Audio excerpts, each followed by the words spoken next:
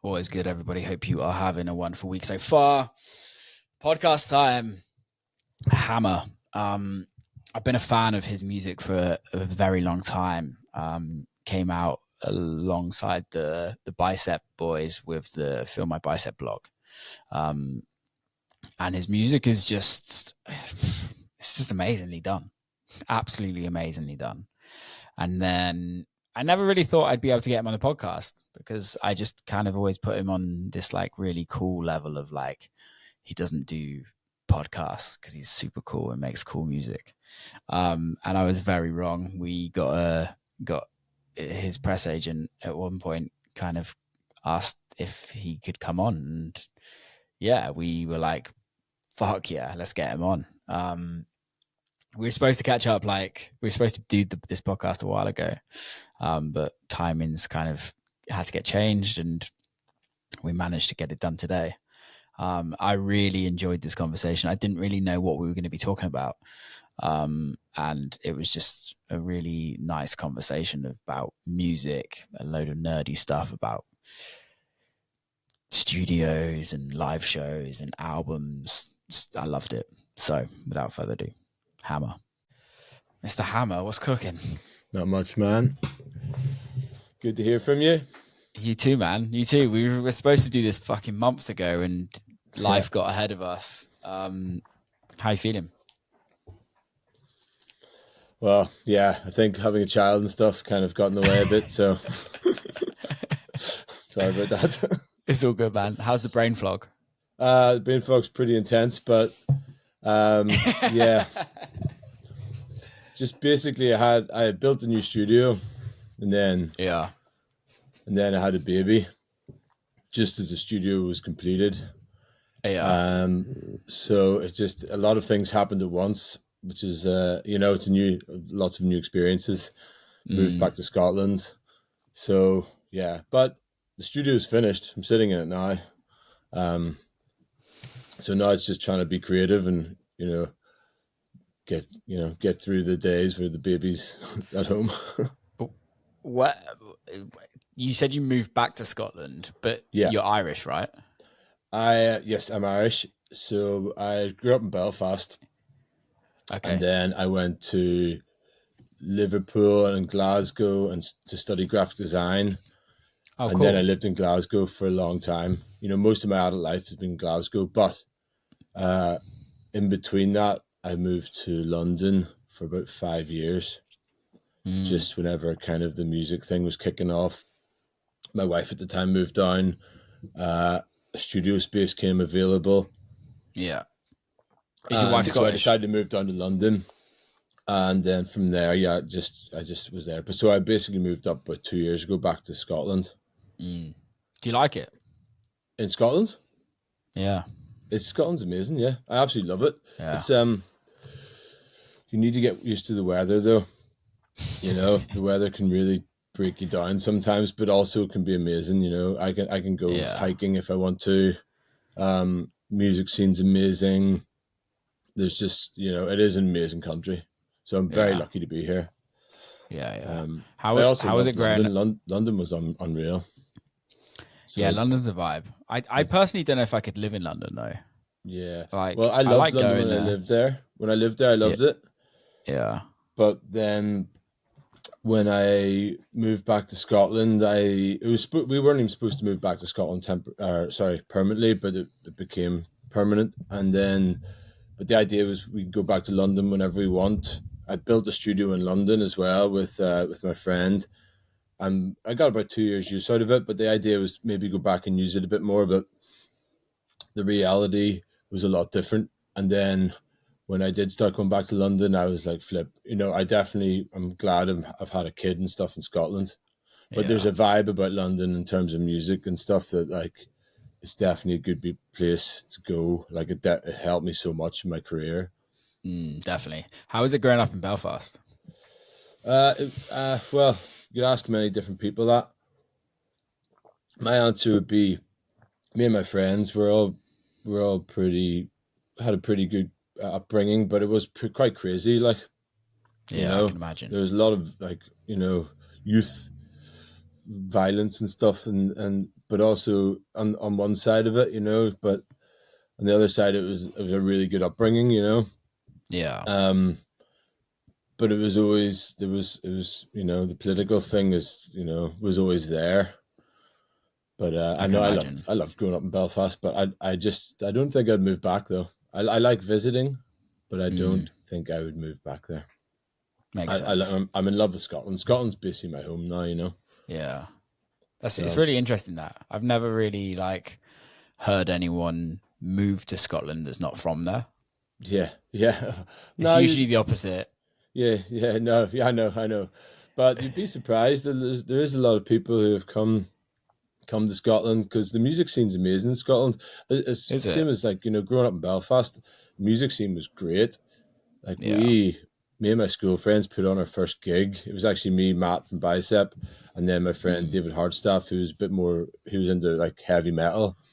yeah. And we did our first gig when we were 17, and like we'd rented out a nightclub. Well, it was kind of like a grunge club kind of vibe. So, but there was a band on, and then we DJ'd after. But we were all like 16, 17 at the time. So Yeah. so many people were in the music, and it was packed, and it was great. And then we went to Shine every weekend. I was Such going a there great since I venue. was 16, So um, good there. probably younger. Mm, um, yeah. so I was very lucky to have that pretty rough, run ready music scene, and there's a lot of techno, and I fully immersed myself in it. I was going every week, Yeah. and that What does definitely that made me fall in love with music big time. I got my decks when I was what like, I think I was 13 or 14. oh wow. Yeah, that's And young. then yeah, just got inspired from going to clubs and actually loving it. Moved me Proper away from raving. listening to like happy hardcore and trance. Is that where it started? It's It was more just like it was like hard trance and yeah, and hard house. Actually, it was hard house I was into when mm, I was like really young. Um, and then it kind of started to develop from there into like pretty hard techno, but like yeah. but like good hard techno. It was all like analog stuff back then and just really tough. So I think it's a bit Talking of different. trance, I literally just had Armin van Buren on the podcast, Oh, really? which is yeah, hilarious. It's Yeah, crazy. Um, I want to go into that like the childhood of techno yeah, and how that kind of shapes you for what you write now. I hear it now knowing that I and listening to your music, I hear it massively, especially on the analog tip. yeah. Um, can you It's talk me de- through it? it's definitely getting yeah. Well, it went from techno to like disco and everything back then, but there was a 3 year period where I was just buying techno vinyls, and I was between the age of 15 and 18. Um, and yeah, I think just that roughness that I loved, Yeah, toughness. But then I started making a lot of music. My first releases weren't really that tough, but I think the analog vibe, I just think that's so integral for me. So mm, I love buying equipment and using equipment, and I find it makes my sound better. yeah, I I need that. I need equipment to make it sound better in yeah, terms of yeah, that yeah, roughness. Um, so yeah, I find that yeah, now more so I'm making more acid and stuff like that, and that's definitely probably more influenced by the early days of what I listened to. But I love, yeah, there's a toughness to the stuff I'm making now. But I make so many different genres, and I'm always, I've never really done one thing, and I've been thinking about that more and more. Like, how should I be focusing things in a bit, um, to make yourself a bit more marketable, but at the same time, I'm yeah, like, I don't want to, I want to be able to make kind of, freaky acidic disco, and then I want to be able to make kind of banging house and like acidy house, and then have some bits of techno. But I think, that it all comes back to one place, when I think yeah, back to my Unknown to Unknown release, it was pretty big banging tune, but it's a big arpeggiated bass line. You know, it's got a bit of a disco element to it. Yeah. So yeah, I think I just need to be, true to what I want to make and how I I feel think it's that really day. hard, isn't it? Because I think like even more so nowadays, I feel like the industry to be extremely successful, you kind of need to be like I've spoken about this so many times on this podcast recently, and it's like people almost need a label for you to a certain extent. Yeah, And it's really it must or it is really hard, right? As artists when you're like, well, I'm not just a techno producer, and the techno that I produce isn't necessarily this like really commercial techno that's popping off right now. It's like it's like proper techno. And I don't mean yeah, that in an arrogant way or saying what's being released isn't proper techno, but it's like I remember having like Kevin Saunderson on the podcast, and he was like, techno isn't a genre, it's a culture, it's a community. And I hmm, think there's levels that kind of resonates with that with techno music, and but I think it's really hard when you write techno or you write a specific genre, but because of the like the sound of what you're doing isn't necessarily the most commercial sounding or sellable or marketable kind of piece of art, it's very hard to kind of like be pigeonholed. And I think there's it's definitely in my eyes is it's an issue with the industry right now where everything has to be so sellable of like this person does that and this person does that. How do you find that on a business level with you where it comes to like doing your own thing? yeah, yeah. Sometimes I think maybe I should have different aliases Yeah. for because I did the Italo hit stuff, and that was just really fun Italo disco. And then I had the Hammer Hits label where I was just doing disco edits, and then the Rema stuff on the other label I run is kind of it's like very synth led kind of housey stuff, but there's a bit of garage in there and lots of breakbeat. Yeah. But it's all quite epicy and synthy. Um, so yeah, but at the same time, if I get bookings, sometimes I rock up and I don't really know if they want. I have to do What it. they want. Yeah, yeah. Especially in Yeah. clubs, you're not so sure. Obviously, you've never played before and stuff. And yeah, you're trying to work out, or do you want like a disco set, or do you want like a house set? But at the same time, usually I'm prepared, and you go with the flow of the club. But it's always in the back of your head, like why is the promoter booked me? What are they expecting? Yeah, so maybe But I think sometimes also you get to the point though where like promoters know that what they're going to get with you, right? I think there's a level of like sticking to your guns of yeah, actually just fucking doing what you love, and I think that there's a romance in that, and there's something that a lot of people don't do nowadays of yeah, just like sticking to their guns, and it's like, well, tonight I feel like playing some disco, yeah, and I'm gonna make it work, and that's the art of being a DJ, right? yeah. No, 100%. And I think I think maybe my internal problem is overthinking it. But when you turn up and DJ, and when I'm actually playing, that's when I feel more comfortable because Yeah, I just feel like okay, I can feel this out yeah, and I can play what I want to play, but make it work for this crowd. Who not all crowds are easy by any yeah, means. totally. So yeah, but it's such a good feeling when you do feel it out and you do make it work.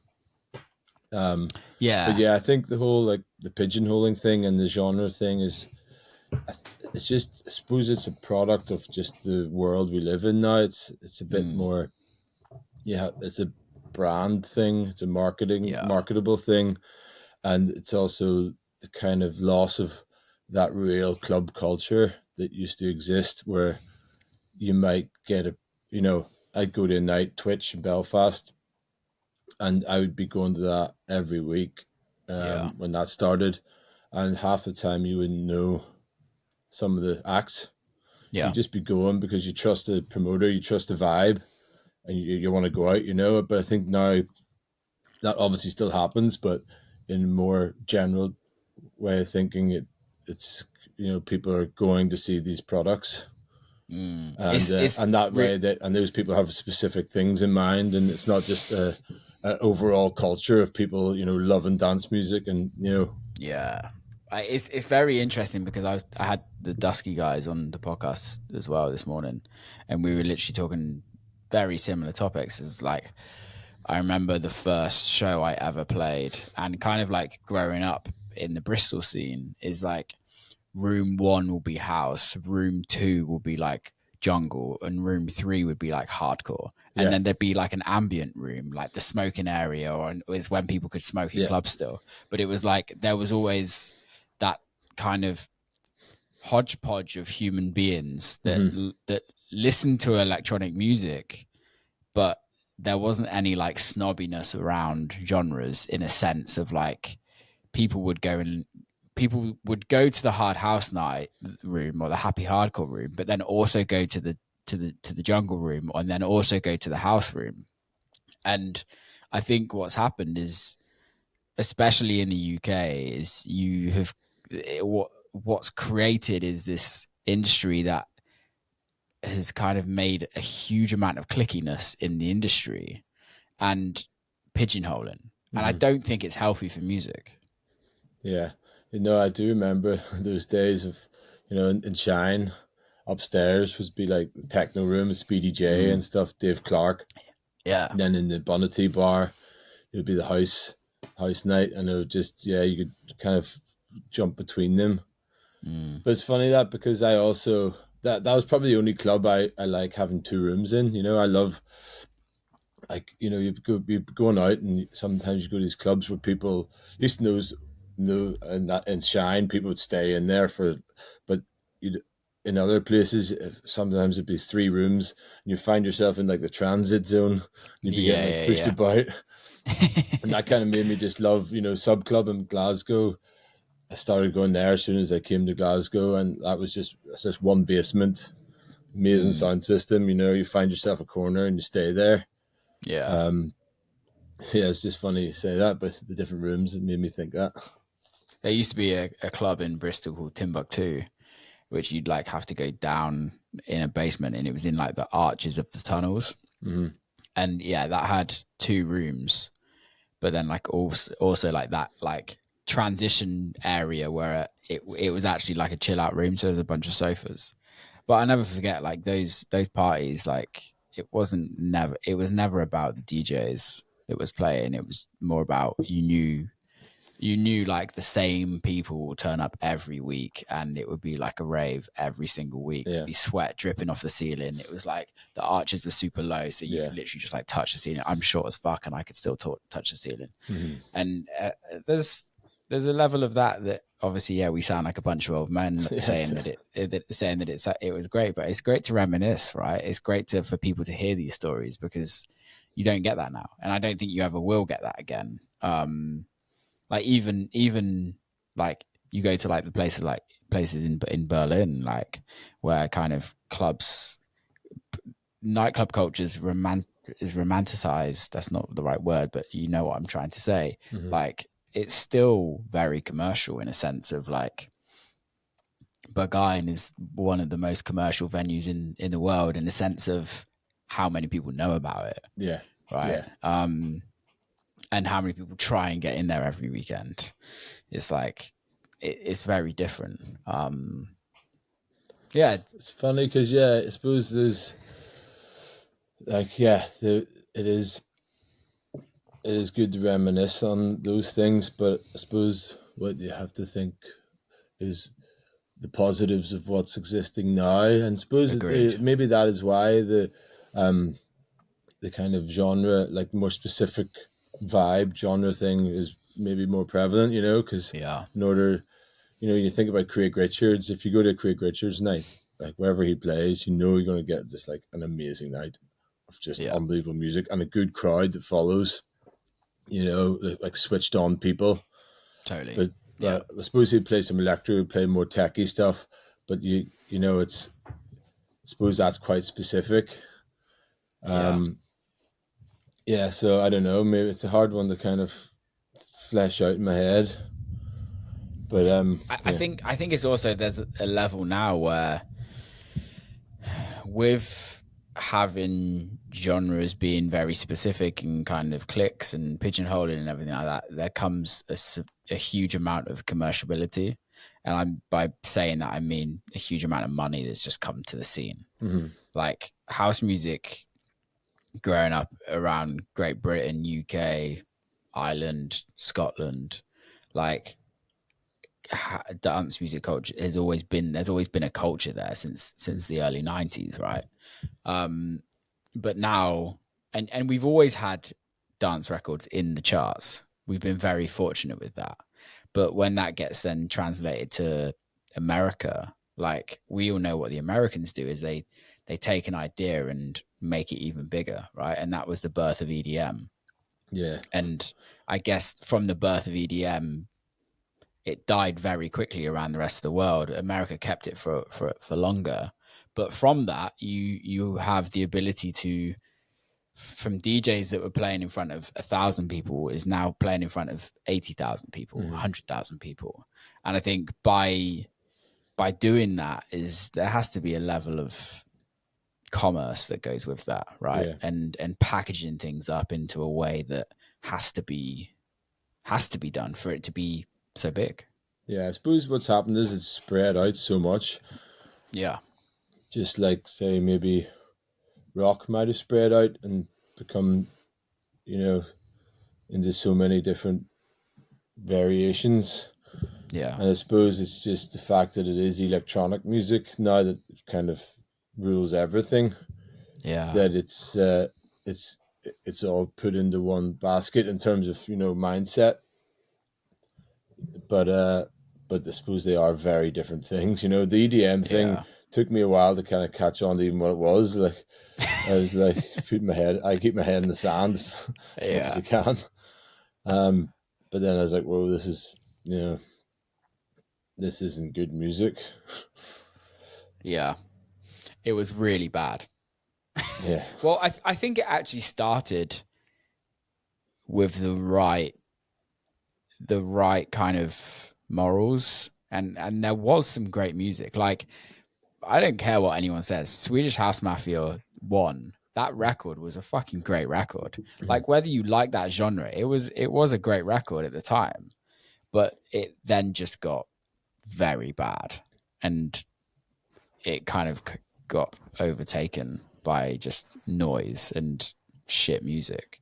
Yeah, I suppose Um, like it's kind of comparable to like when like Alter Ego Rocker and all came out and they were like yeah, huge electro tunes, but you're hearing them in the yeah, clubs, but that was still a bit of a that was still pretty cool, but yeah, it didn't. I suppose EDM became just this massive pop phenomenon yeah. as It also opposed just to took that. out, yeah, it took out the culture. It Yeah, just came to about a bunch of white dudes just making soulless music, yeah, which is kind of hilarious to look back at it. But yeah, now it's birthed something really special where electronic music is literally the biggest genre out there now. mm, Like you have the likes of like Coachella, like where like 85% of their acts are electronic music artists, which is you go back even 5 years ago and it was still bands. yeah. It's crazy. Where did disco come in your life? Pretty actually pretty much as soon as I moved to Glasgow. I'm just trying to remember. Yeah. So that's when the new disco thing happened. Basically, it was vinyl. I was playing vinyl only stuff, and then I got Serato when I was like 19, and I started discovering disco, and I was DJing a bit more, and I was DJing more in like bars and stuff, and I kind of I suppose when you're young, you just discover new music. It's just it's not new music, it's music, and it's so Yeah, exciting. So I think it was around like 19 I started discovering disco. I think new disco was just becoming popular, yeah, like the slow mo and stuff like that. And then from there, that's when the kind of Feel My Bicep collective started, the blog. Mm, Around then, we got really into Italo disco and new disco, and all sorts of stuff like that, and just kind of 80s. And and then that's when the blog started taking off. Really, it's Matt, yeah, Andy, and myself, and I think we actually had a couple other friends contributing. And then that started.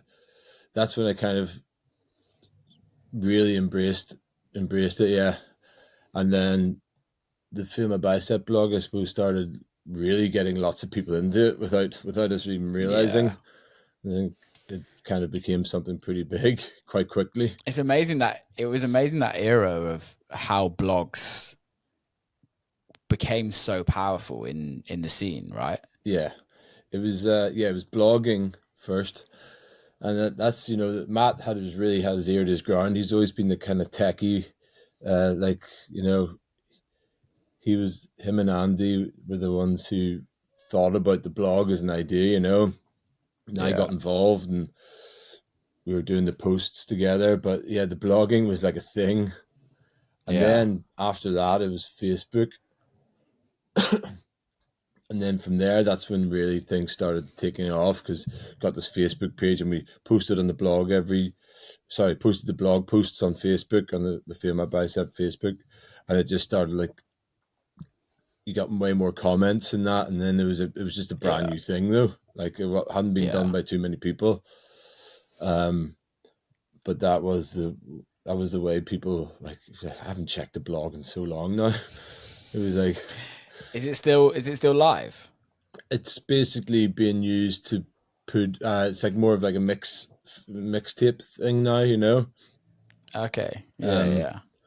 but yeah, that was pretty mad time. I think that Were was you making edits at the time as well? yeah. So um, I me and Matt had always been fiddling about with Ableton from like when we were like 16 in school and just like Yeah, making we trying to make tunes basically. We yeah, just taught ourselves completely, and it was before like there was really YouTube, like yeah. YouTube. I remember my friend telling me about YouTube, and I was like, "How's that a good idea? It's just videos."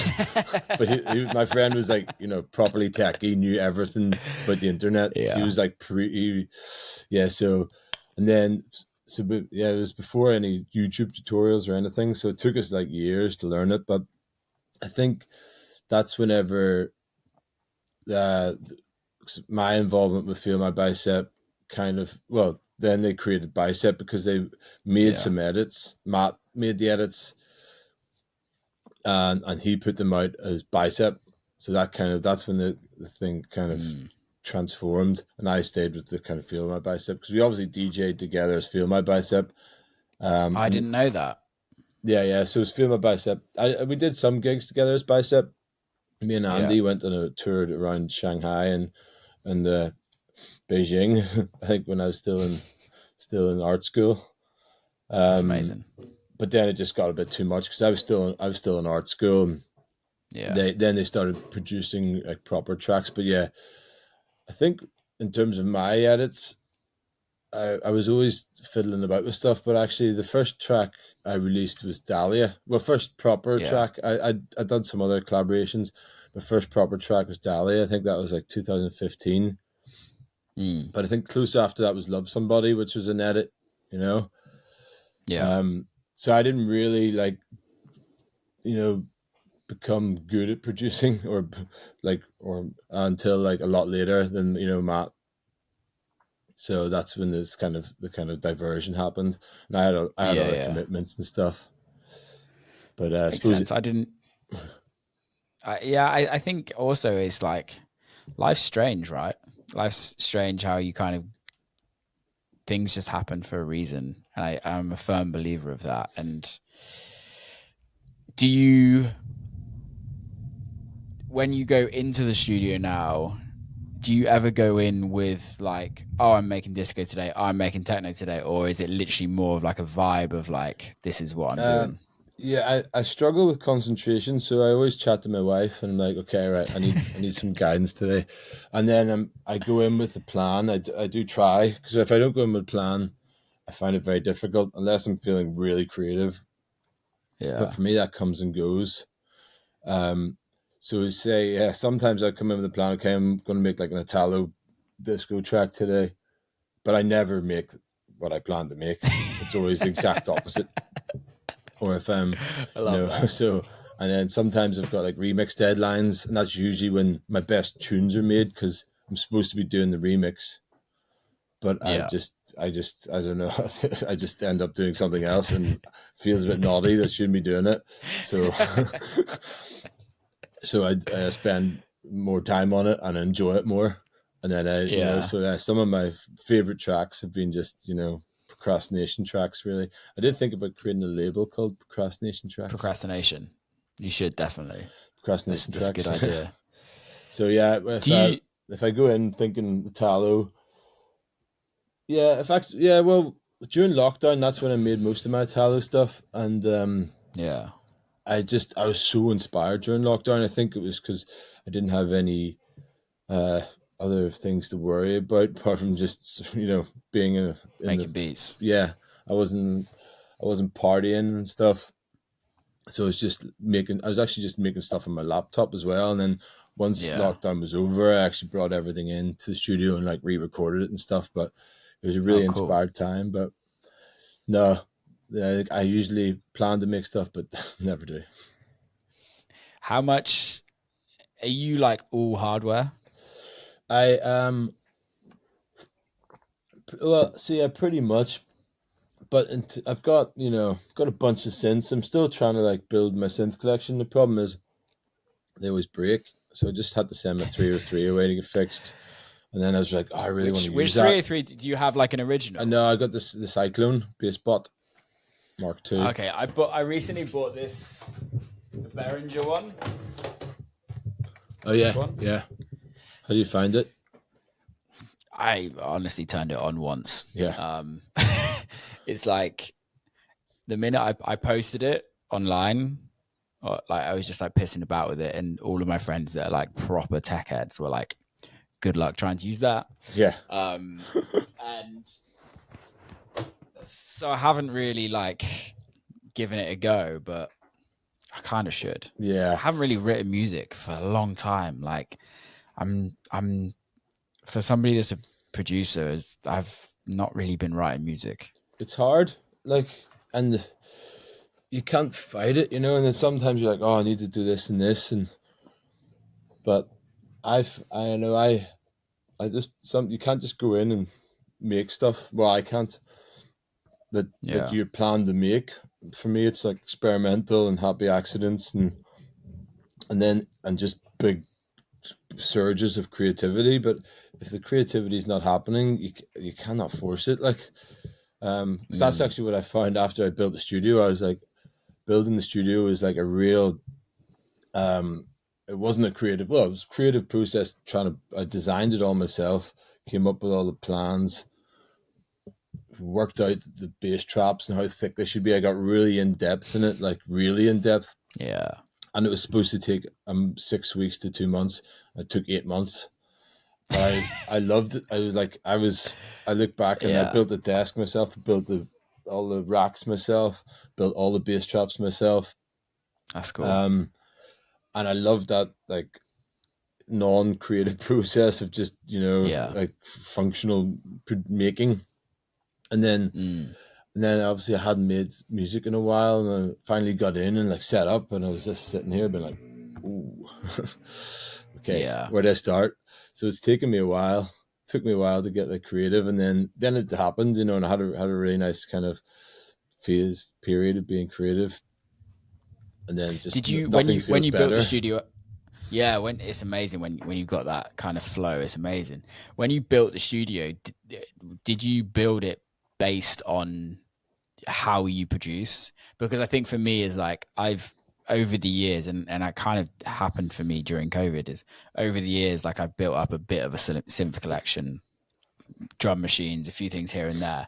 But like how my studio was set up at the time is like it was very like puzzly, like just pieced together. Yeah, And then during COVID, I was like, right, I've got time. Like now I can like sync everything and get everything Yeah. working. Well, kind of get everything working. It's still not working. But like it was more of like, okay, how do I want my like studio to flow? Like how do I want to produce? And it's like, okay, well, I use the sub 37 pretty much every record. So I'm gonna use that's gonna be my main thing here. But then like, is that how you built it, or was it more so like, let me learn how to live with this studio and No, do it that no, way? yeah, no. I built it um, exactly. I was trying to work out how I want to work. The last studio we had a huge big mixer. Um, we had a patch bay. We had it was, but this time I was like, do I really use the mixer? Like Ableton for me is a mixer, so I Yeah, want to challenge myself. So actually, I just got like 16 ins and outs, and then I got a Bantam patch bay, which is just a lot smaller but a lot more inputs and outputs, yeah, and try to make it as professional as I could, and spend push myself to I spent everything I had on it on the studio, and yeah. so I don't have a mixer now, so it's Mm, all ins, and then I've got patch. I just patch in my effects. So I really like. I wanted to make it for me, but I also challenged myself. And then when I started, I had different ways of setting up the patch bay. Um, so they were in inserts in Ableton, but then yeah. I've never worked that way. And then I was Mm, like, why am I trying to work in a way that's not like, different way. I Yeah, wanted yeah, to see if I could do it, but I just didn't. I think that's why I had like creative block for the first few weeks. yeah, Then I went back to like my old way of working, which is just simple, like overdubbing, like start with a wee jam, then start overdubbing stuff and recording stuff on the fly really fast, yeah. putting stuff directly into effects and recording that all in, you know. And that's when I started being like, okay, this is the way I want to work. It's the But yeah, vibe. I Yeah. definitely designed it for me. I like it was like a dream project, you know. I probably went Mm. a wee bit over the top on it, but it was because it was like a Don't we project, all? you know. It was a Don't we project. all? Yeah, like it's fully I think from soundproof, but it doesn't really need to be in certain sense. So. yeah, no, I get that. I there's something that I'd always love to do because I work in Logic. I don't work in Ableton. I probably should learn Ableton just because it does actually make more sense than Logic, which is interesting. Hmm. Chosen the name of Logic, but it I'd love to have almost because I'm not that geeky. Like when it comes to like wiring shit up and like actually like internalizing everything, but I'd love to kind of almost employ somebody to just come in and just like be like, well, you need this and this, Mm-hmm. and we're going to plug this here and here, and then you press a button on Logic and you've got the ADS7 kind of all synced in time Yeah, and it's all working. Like I'd love that. Like that would be like my yeah, dream. yeah, Whereas like I know I can like because I'm literally running on like a two in two input thing. yeah, Uh sound card. It's like and it runs through a mix and I'm just like fading up and but it's still not 100% perfect and it would be nice to have that. But then again, I also think like I don't write much off using hardware. It's more of like okay, like oh here's this like a melody that I've written. mm-hmm. Like what does that now sound like if I run it through the Minilog or if I run it through something else? Yeah, It's like more of an afterthought rather than a creative like kind of easel, if that yeah, makes sense. yeah. I find trying to like find a mixture between the both of those ideas. You know, I feel like I'm not tech enough to make something sound really good on the computer, but I Yeah. feel like if I use analog equipment and stick it through the effects, I've got various analog effects. I feel like you can't make it not sound good. you know, Yeah. I'm like the Yeah. Yeah. opposite. So, and it took me a long time to get the studio, exactly how you said it, getting things to sync. I've got a nice template on Ableton. When I open Ableton, every single synth is sitting there and Oh, I it love all that. works. But at the same time, it doesn't, it's good for being organized, but it's also, it doesn't make you be super creative. You know, the way I made Kana and Manaka, which is like some early tracks I made, I didn't even know how to work MIDI. That was, you know, wow. like I knew how to do it, but I couldn't get it working in my wee small bedroom, and Yeah. I was just experimenting. I had one synth at the time, and I was just, you know, playing loads of different chords, playing single keys, layering those keys up, and then making a melody from like literally piecing things together. Yeah. And that's still one of my favorite tracks, you know. It's funny though, isn't it? Because I think that's the thing, is like a lot of people think to like write music, you have to be musical, right? And in a sense of like, you have to be classically trained, or you have to be able to play at least some sort of chords, but it's really just your ear, Yeah. right? And I think there's the best people, or the best music that comes out isn't actually correct or politically correct music. It's music that's like just super weird and creative, and that's where new genres get built, and kind of new artists come through. Yeah. I would I know, I always think that myself. I've actually just started piano lessons Oh wow. because I just I want to know what I'm. I can work out chords and all, but I want to just be a little bit more like, you know, get a bit more free flowing melodies and stuff that don't sound cheesy. Yeah. Sometimes it's hard not to make a cheesy melody. You know, you make something and then you come back the next day, you're like, that is so cheesy. So I think maybe But I think it's simplicity, right? if you're in too good a That's the mood, you go yeah. in and you're like, yes, this is great, and then the next day you're like, oh, that's not good. So Yeah. yeah, and then I think actually the first thing my piano teacher was telling me was like, you know, the best way to do it is go out of key. And a lot of time I'm trying to stay in key, but now I know that that's okay, and I know which certain out of key, you know, keys work. I Yeah. can feel like I might be able to do that a bit more, and like, but yes, you're right. It's just about, you should be just feeling it out, Yeah. like how you think I it think sounds there's a good. That's how level of like all early dance music was created, you know. 100%. I think there's a level of like noodling around on Yeah, the piano, and you're like, you know, when it's the right one. yeah, It's like that like moment where you're like, okay, there's the resolution. yeah, Which I think you're right. It's easy to make cheesy chords, right? Because we hear them every day in our yeah. lives. We hear them on radio, and it's like, oh, I know that chord progression. Where does that come from? Mm-hmm. And then you realize it's a fucking Ed Sheeran record. You're like, okay, now I know why it's so popular. But like realistically, there's only a certain amount of chord progressions you can do. There's only a certain amount of melodies Yeah, you can do in the grand scheme of things. It's just how do you make them interesting, especially using instruments that a lot of people aren't using yeah. and things like that. I think that's when the experimentation comes in, you know, and then that's how creativity gets, you know, fired up. So whenever you come up with a new, like, I think I found this new sequencer. It just comes up with different sequences, and then you can record them, and you know, wee small things like that just fire up creativity, and then you're getting something that's not Yeah, just, you know, trying to play a, you know, a melody on the keyboard.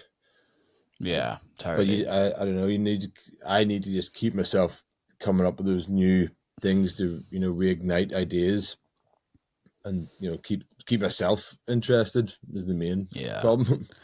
I always think Sam from Floating Points just is the best at that. Yeah, Like, I don't know how he does it, but like, he sent me a new record the other day, and I was just like, dude, like, how the fuck do you do that? yeah. And it's I like, think I heard that today. there's yeah, it's insane. It's insane. Yeah, And then like you go listen to like his albums, and then you like realize then he wins awards for a jazz yeah, composition. You're like, this dude is on another level. yeah, But then you see his studio, and you're like, okay, I get it now. yeah. Because It's this mad. guy is literally just fucking about in his studio all day. Hmm. And of course, if you're fucking about not trying to write a record, but you this is me presuming what he does. I don't know. I've not spoke to him about his process, but like if you've got this much level of gear, you're this well trained in music, like there's levels of just like, you can write a record, so why not just fuck about? Yeah, and come up with cool shit. And I also do get that from your music to a certain Mhm. extent. Like I was listening to it this morning, and there seems like a level of freeness to it. Is that purposely done, or is that just part of you? Yeah, I think like because my early, like when I was producing before I released music, it was like the Yeah. feedback I was getting was like, okay, this is like cool, but it's like it's mental, you know. And I think it took me a while to like you know, control it to a certain degree that it was consumable on the dance floor and stuff, Yeah. So Yeah. I think, and that's whenever I feel happiest in the studio when I'm just being a bit more free and like yeah, that's why a lot of time I don't even use MIDI. I just try to do like bits of live stuff and then chop the bits of live stuff up Yeah. and then just keep repeating the processes and Mm, and it's whenever you find yourself in that kind of the zone. yeah. That's whenever you get decent music, I think. But yeah, I think the freeness Have you ever needs to keep going. have you ever done like sound, like film scores, advert stuff, or anything like that? I did stuff for a fashion brand in Milan, Biblos. I did the Mm. soundtracks for them for the last few seasons. How was that? And that was pretty like yeah, they approached me and asked me to you know make the soundtrack for their spring summer kind of Yeah. catwalk track. And so I thought, okay, cool. And had a few loads of ideas that I'd been sitting on, so like worked on them. But that's not, they didn't want any of that. It turned out they kind of wanted like tech, banging techno or like pretty Yeah. industrial, which I suppose works well for the fashion industry and like, those hard hitting, edits because a lot of them are used for Yeah. videos afterwards. So yeah, so it ended up kind of like sound designy and like it was 10 minutes of just constant movement, like every 15 seconds That's they wanted great. movement. So I did find it quite challenging, but and then it was Yeah. also not really like the music I make all the time, but it was fun because you have to really Yeah. strip it back as well. Normally if I'm making a Yeah, I can track, imagine. yeah, just big, There's no journey in it, right? yeah. So yeah, it has to be keep constantly moving, turning corners. Um, so yeah, but I would love to, I'd love to make music for like a film score and stuff, but Yeah. I'd like to be sitting with the director and being like, okay, and I'd like them to come because they really like what I do, and I Yeah. could just be Yeah. myself and make this weird piece out of it. That'd be the dream. Yeah. I think listening to like the Chemical Brothers when they did, I think it was the Hannah soundtrack. I think it was Hannah. Can't remember what it was called. But like when you listen to it and you're like, fuck yeah, like they were literally allowed to do what the hell they want, Yeah. and they made the weirdest shit ever, and it just came out amazingly, and it just worked with the film so well. It's interesting that like film directors don't actually come to more like undergroundy producer Hmm. DJ to kind of create something, because we're creating atmospheres every weekend, right? And it's weird that they don't come to us to do more like that. Yeah, suppose maybe they're not immersed in the culture themselves, but I suppose sometimes you do see it. But Yeah, I suspect they probably listen to music and they've got something in their mind, and then yeah. to like really relinquish that to producer must take a bit. What was the I think also, what was the one that go on. it was a TV show in London and the producer made the soundtrack for it recently. I can't remember his name, but it was really cool. And I was like, okay, fair play. It's definitely something I'd Yeah, love to do. yeah. Just It would be being let amazing. loose. I think being let loose, but also having the freedom, right? Of like, okay, you've got a year to work on Yeah, this, and like, yeah, you have deadlines, but like, I think being able to like, it's almost that album, that out like deciding to write an album, yeah, and giving yourself a deadline for it. I think it's there's something freeing, but with parameters, but also being knowing that you can do what the fuck you want. But I think with a film, it's like it's a long form album. Yeah, Realistically, I know it's funny you say about the album thing because I think more and more about that. Should I just knuckle down because I've released so many EPs now? I can't even count how many yeah, EPs I've released over the last 10 years, and I'm in the project of building the studio. I was just so immersed in it, and now yeah. I'm kind of in the studio making. I've got EPs coming out here and there, but I'm kind of thinking maybe I want something more. Do it, man. Yeah. I've recently like signed an album, and the process was like on another level. Mm-hmm. Of just like I gave myself a year. So I started April 22 and finished April 23, and then we signed it September 23. Oh wow. And we're like literally in the process of releasing the singles now. By the time, I don't know when this podcast comes out. Yeah, it's 6th of August this podcast comes out. So in a couple of weeks, we're like actually announcing the full album. But like, I think there was something of, I was at the same point of what you said is like, I've been releasing music for God knows how many years, and it it got to the point for me where it was like, I'm kind of bored of releasing music how I'm releasing music, and I'm kind of bored of writing music to be released in the way that we were releasing. Mm-hmm. And I was like, I want to write songs. I want to write something that kind of has a bit of a longer Yeah. lifestyle than what music has nowadays in our scene. Yeah, so I was just like, okay, fuck it, I'm gonna give myself a year. Amazing. Just Did you focus on it like intently? Yeah, really intense, really intense. But it was in pockets because I did it whilst touring and whilst doing the podcast and Yeah. whilst living life. So it was like, okay, I've got a week of every record is a song. Like none of it's instrumentals. I kind of told myself that everything is gonna be a song. Yeah. So there was a lot of like writing songs with people, and then I would then kind of change that to I'd then go back to the studio, and turn those like almost remix those songs that we wrote. And I actually worked with a producer on it as well. I worked with a guy called Mitch Jones, which is the first time I've ever worked with somebody else on like finished products that wasn't a collab, if that makes sense. Yeah.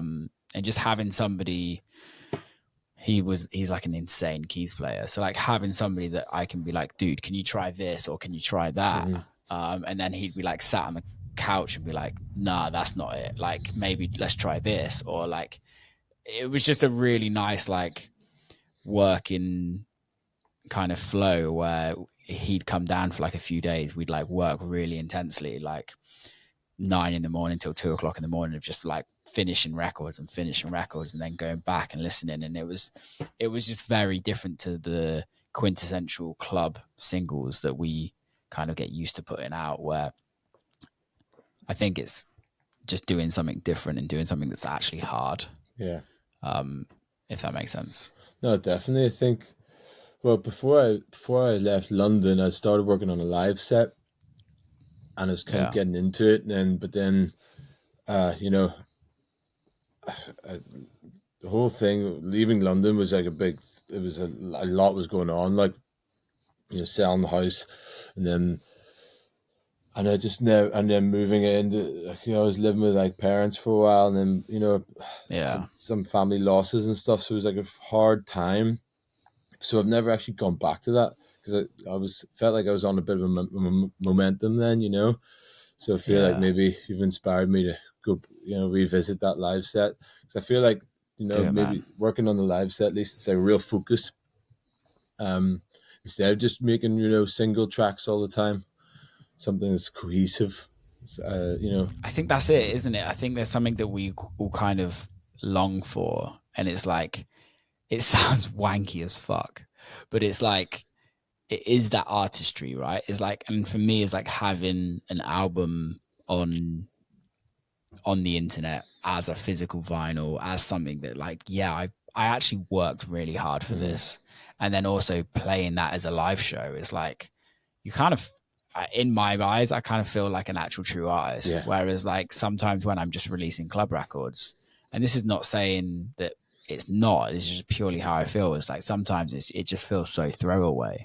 And it's like, okay, you spend a few hours or a few days or a few weeks writing a record, but then it gets put out and yeah, a few people dig it and it does what it does, but like doesn't really like last forever. Although Mm-hmm. it doesn't really Yeah. last. It's not like one piece of work where like your fans can go and listen or you can go and Mm-hmm.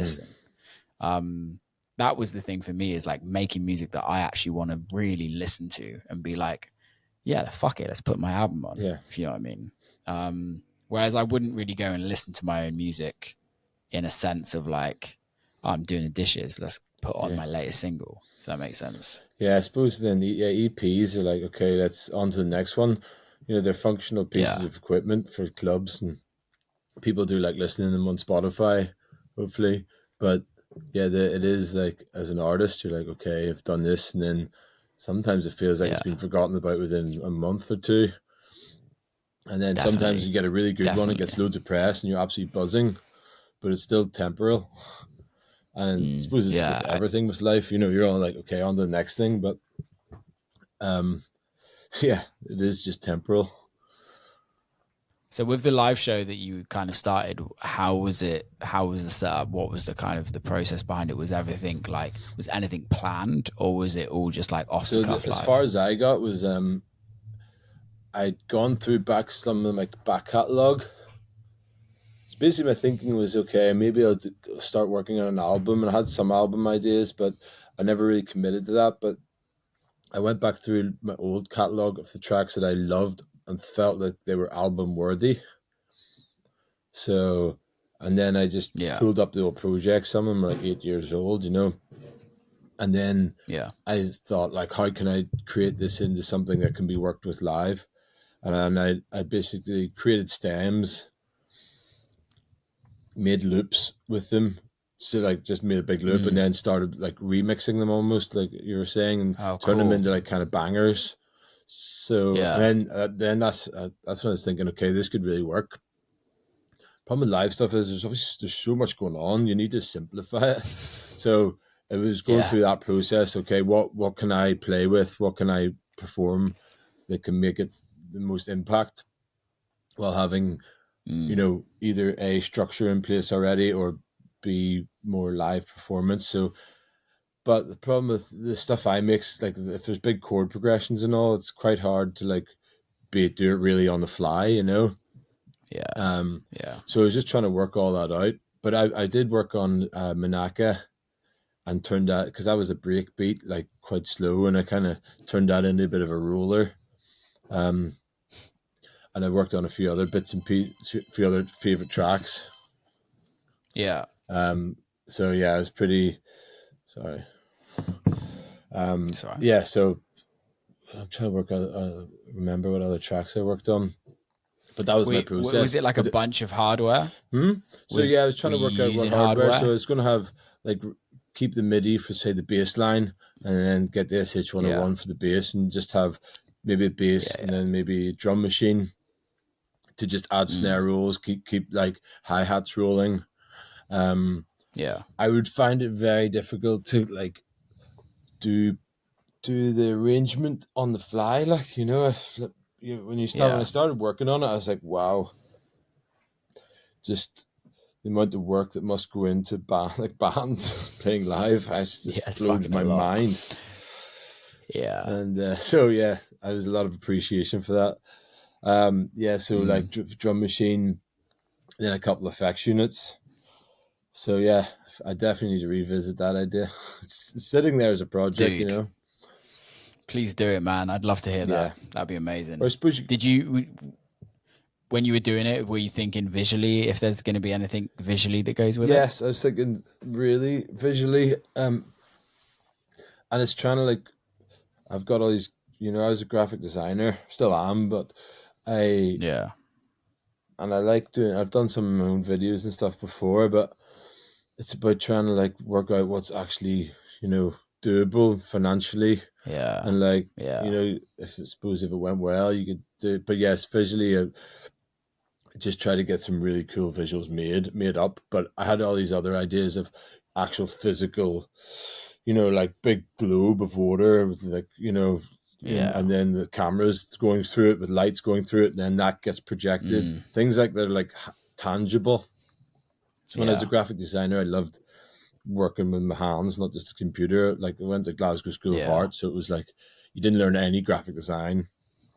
Oh A lot wow. of it was like it was always hands on for me, whether it be like Mm, like doing typography and then putting it through the photocopier while it moved, like yeah. almost the live aspect of that. So I'd love the visuals to be something based around that, and to work with someone who could do that, you know, viably. But Yeah. in the meantime, So it'd probably just be expensive. really trippy visuals in the background. Let's be Yeah, honest here. it's also amazing when you start doing live shows and start looking into it of like how much it Yeah, costs to like just the people that it yeah, takes as well. yeah, It's like I think a lot of people think that you can just rock up and plug everything in and crack on, but it's like no, it takes an army to like get all of it yeah, working and going. And then like you're like, okay, well you have to travel with two of certain things because like just in case. yeah, yeah. I know, and And then that's the real fear of like your MacBook breaking down and stuff. Like, and it happens so much. I think, it happens to everyone. And like, flip me, that's the stuff of nightmares. Just yeah, big crash. I I I'm in that process at this moment in time about talking about it. And yeah, like you're on like switchover units and you have to have two Macs. Yeah, Like I feel like it's Macs know you. whenever they're in a live performance scenario. You know, like I was like, how do you? Is it warmer or something, or is it louder? Do you know? Because like I was more playing before guy when I was in Sri Lanka there, and his laptop just wasn't starting, and I just kept playing. Eventually got Yeah, it to work like after 20 minutes, but I was like, he's like, it's never happened before. I was just like, this doesn't happen when you're at home. yeah, it doesn't. It really So doesn't. yeah, I had a some voodoo shit. I had a side project and with a mate and it was called Amok. And our first ever live show was supposed to be like a live show. Yeah, yeah, But it was in this festival that was, I think it was like 45 degrees in this tent. And we went to do sound check in the morning. I think it was like 11 o'clock in the morning. And it was about 32 degrees Celsius. And we pulled the laptop out, wired everything in. And it was like a basic live show, like very basic. And the laptop just like overheated during sound check. And we were just like, no, we'll just stick to DJing. Like, it's just not fucking worth yeah, it. yeah. Like, we don't have a backup. The sound guys bought like a block of like what's like not it's the ice. It's like an ice block, but I can't remember what it's called because my brain's not working. But they were like, "Oh, you can put the laptop on here and it will cool it down." I was like, Yeah, "No, like I'm not trusting this. I'm like, just put the records on USB and let's fucking go." yeah. Um, yeah, it's scary. It's really So you're scary. gonna perform your album? Maybe Yeah, I hope you do. it's something that I've always wanted to do. Yeah, We're in the process of costing it out, and I got the cost for the hardware through last night. yeah. Brutal. Oh, it's an investment, but it's still like, fuck, it's so much money. Okay. So much money. But I don't know. I think comes a point in life where you just have to bite the bullet and do what makes you happy, right? And what you think will make you happy. Yeah, it's kind of trying to traverse the line of, pushing yourself out of your comfort zone, and because ultimately that's when you get the most rewards. But flip me, it induces a lot of anxiety. I Yeah. think some people can handle that better than others, I'm sure. And what is a comfort zone? Because sometimes I'm like, flip, the idea of doing the live show is terrifying. Yeah. And and it induces anxiety. And it's like, but ultimately, if you pulled it off and made it feel good, made it good, you'll feel so good. Yeah. It's about trying to like work with your own mental health, and like, it's a funny one, that the comfort zone thing. Sometimes you just want to sit in your comfort zone. Of course. It's the safe place is sometimes the easiest place to sit in, but I think it's when you constantly sit there, I think there comes a point when you just become too. It's just too easy. Yeah. Everything's too easy, and I think that's the thing about this industry and this scene is like you start off knowing fuck all. Yeah. You start off learning to DJ, right? And you're trying to mix and you're doing all of this. It's like so hard, and then you crack it that day. You crack it, and then you become a good DJ, and then you start making music, and you're like, "Oh my god, this record sounds like wank" for the first like 3-4 years, Yeah. and then you're like, "Oh," and then you crack it, and then you become successful and touring the world, and then what's next, really? Yeah. And I think that's kind of where we're both at, which is nice to chat about because it's like, what's next, Yeah. really? And it's funny, the thing is, sometimes when you're feeling very, fulfilled, you're like, okay, this is great. I can, Yeah. but it's nothing lasts forever. No, never, man. I think that is a perfect way to end this. We just done over an hour and it absolutely flew by. It did, didn't it? Yeah, it did. How can people get involved with what you do? How can people follow you? How can people kind of... I suppose Instagram, isn't it? You can call me on my number. No. So I run a label called Rema Records. So you can follow that at Instagram at Rema Records, and then my own Instagram is at the Hammer Hits. So, and I do Cool, love man. people, so I love talking to people. And I usually get back to everyone. So I we never even talked about Rema Records, but maybe we'll keep that for another time. Yeah, we can do round 2. Yeah, lovely. Because I love the label. But yeah, I appreciate you having me on, man. It's lovely chatting to you. No, mate. Thank you so much for coming on. I didn't know what to expect of this conversation. Yeah. Which is always a nice way to go into a conversation, and it wasn't exactly what I expected, and I loved it. So thank you so much, man. I really appreciate it, and you're always welcome to come on whenever you want to chat about anything that's coming out, and let's keep it going, man. Let's keep it going. Happy days. Okay, dude. Big love. Yeah, thank you, man. Appreciate it. Peace. Big love. Peace. And that's right. Big love to Hammer for coming on. Thanks for listening. If you don't subscribe, please subscribe. Keeps the podcast going. Till next time. Big love.